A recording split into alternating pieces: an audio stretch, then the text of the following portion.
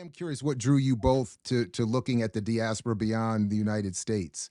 Uh, how how how did your focus get to South Africa and then Cuba in particular? Yeah. Otis, you want to Well, start? both of my parents were artists, Mm. and part of the Black arts movement in the '60s and the '70s. My father in particular was a muralist who did the Wall of Respect, the famous Wall of Respect, and other murals in Chicago. So I grew up, I guess, materially poor but culturally rich in that way. So I was sort of primed to be part of an international movement, and so um, right after high school, I became active in supporting African liberation movements. Yeah, Wall of Respect. Yeah, right Bill on. Walker, my stepfather. Okay, right on. I'm not an artist, but I did help to prime the walls, scrape the walls as a teenager, and be a part of that rich discourse that always happened as these walls developed over the years. And so that's how I got started. And then later, uh, I was part of what was called uh, African Agenda, a publication we did for about 10 years that dealt with Southern Africa and the diaspora in the Broadway. And the African Agenda was a newsletter that he and others they created it was called the African American Solidarity Committee, and they wanted African Americans to know about African liberation movements. And I think he's being a little modest here, but I think what got him involved, at least is what he said, is African liberation movements, African independence movements. I mean, anybody that came up in the 60s and 70s, I mean, it was everywhere. And it was hard not to feel that. And then you have the civil rights movement here.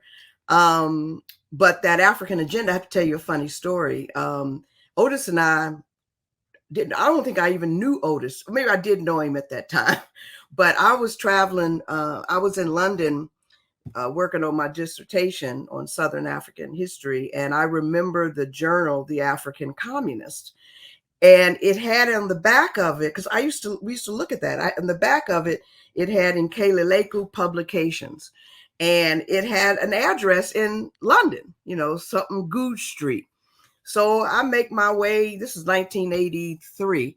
I find my way on the tube to Goodge Street. And I walk up these steps and I see this little woman up there, and I tell her I'm from Chicago, and she has a card file and she has all the people that got the African communists. And she said, "Do you know that person? Do you know that person?" It was very interesting. Wow. But Who was that? that her name was Sonia Bunting. But the other interesting thing I think about I'm gonna just go back to that. Oh, this keeps whispering in my ears. This is what happens when you're married for 35 years. My God. So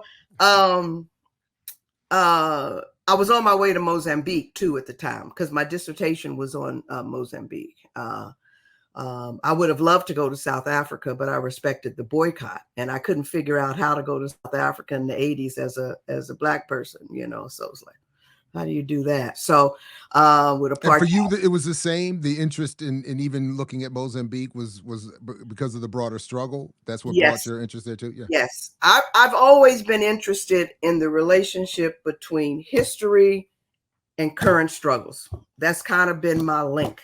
So when I was involved in the anti-apartheid movement, when I went to Mozambique, it had to do with what was happening in Southern Africa at the time. And I said, why not become an expert in Southern African history so I can understand what's going on in the current situation and can be an interlocutor in the movement, someone who has a deeper knowledge than people, maybe other people, because I'm having the opportunity to actually study.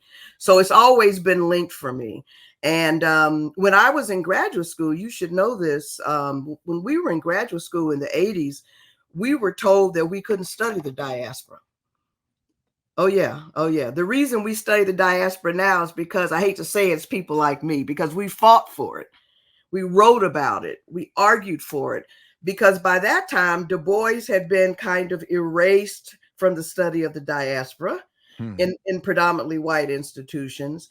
And, Herskovits, the main anthropologist, had sort of dissed Du Bois. And I think it had a lot to do with jealousy, and the fact that also, if Black people in the US connect with Black people other places, we might actually have something going on.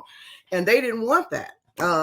And so when I was in graduate school, I either had to study US history with an African American focus, or African history, or Latin American history. You could not do a diaspora studies. But I always was determined, and I studied Africa because I wanted to know where my people come from. That's why I studied Africa. It was very clear to me I wanted to know more about Africa. And so I studied Africa, but as soon as I was studying Africa, I said, okay, I want to do the diaspora, but we had to fight for it. So for instance, I published I guest edited an issue in the African Studies Association. They had a journal, a polemical journal called Issue. And I edited, I got people to write from different angles on why we need to put the diaspora in African studies. And then I started writing in Latin American studies journals about why we need to study the diaspora within Latin America.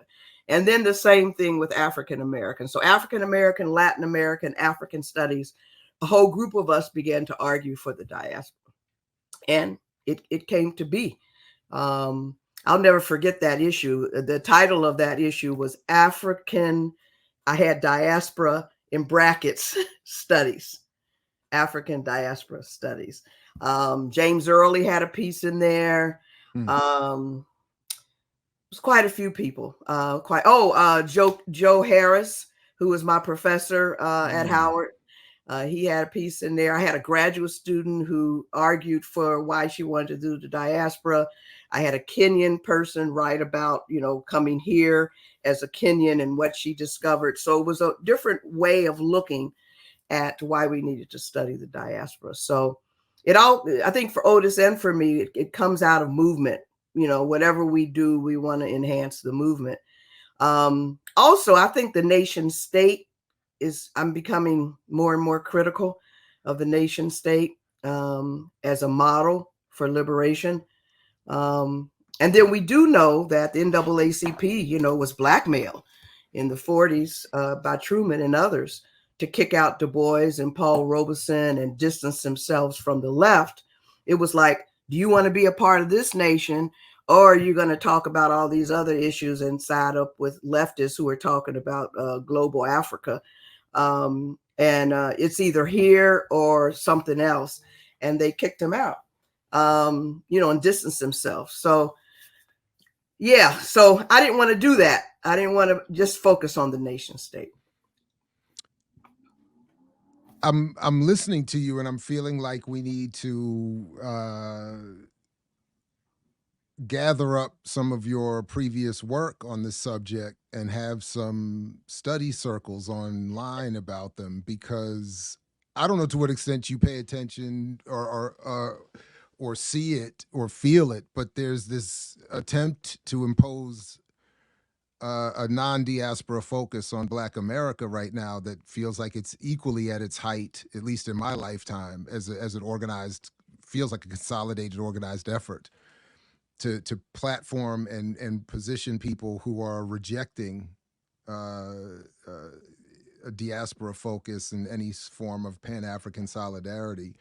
I don't know if you have any thoughts on that, if in particular, or yeah, but I do feel like and what specifically are you talking about? Well, I mean, obviously, I'm thinking of the so-called ADOS hashtag, the FBA hashtag. In a couple of days, my former colleague is going to come on here to talk about his new series, and I know him to be a Pan-African, African-centered scholar, and I told him, you know, in the first segment, you got Tariq Nasheed in there, and I'm, you know, and with his FB Foundational Black Americans movement, and I'm said my first question to you is going to be, I don't know if you're familiar with it, but he's a relatively popular, particularly among my students, type of YouTuber and documentarian, and someone who has argued aggressively that Black America needs to be kept separate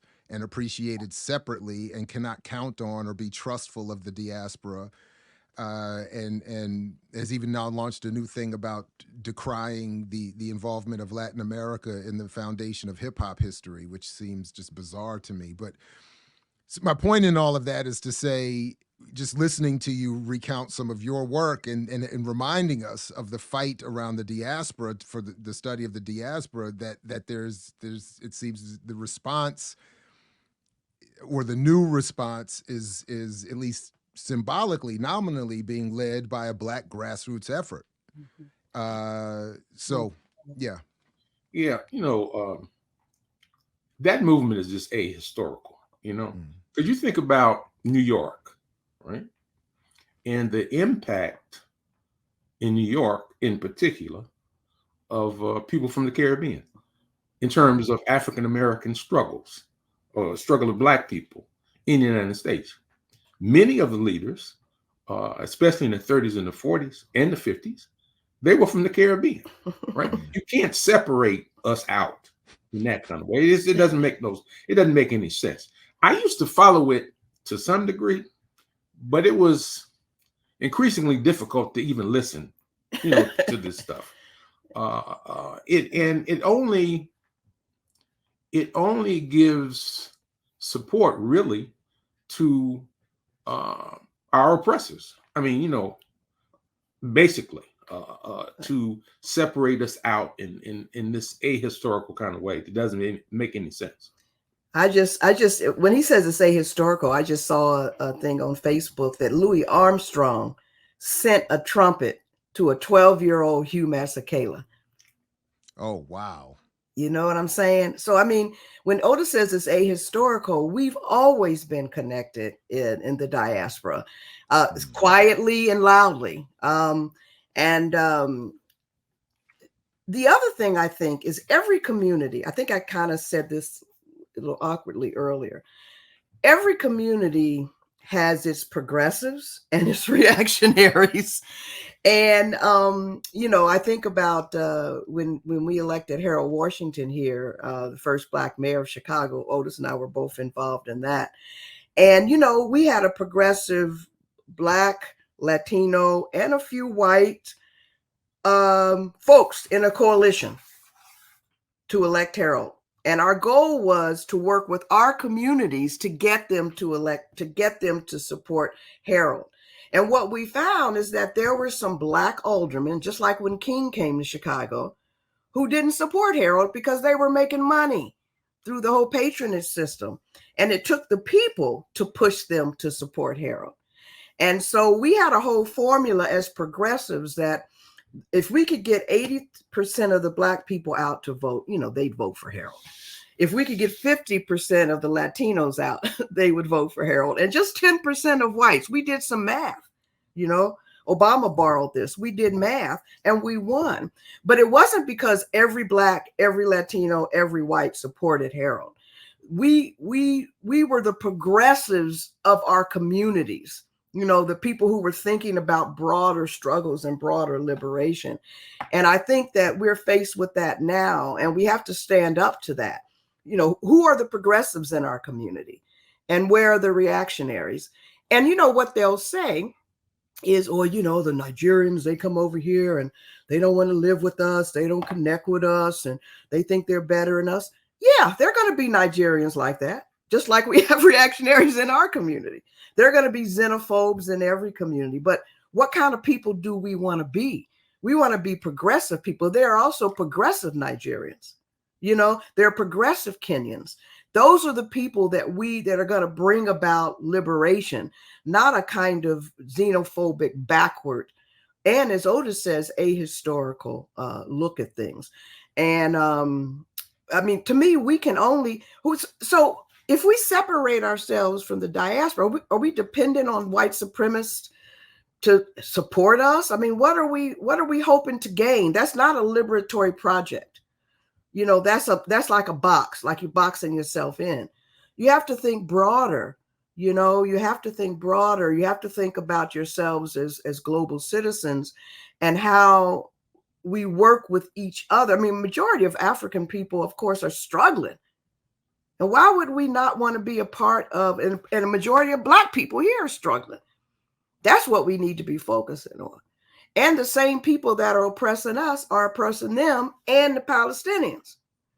So if we can figure out how to deal with these imperialists and these white supremacists, we might have a chance. But boxing ourselves in, we don't. That's not a liberatory project, in my opinion. I mix what I like, what I like, what I like, what I like, what I like.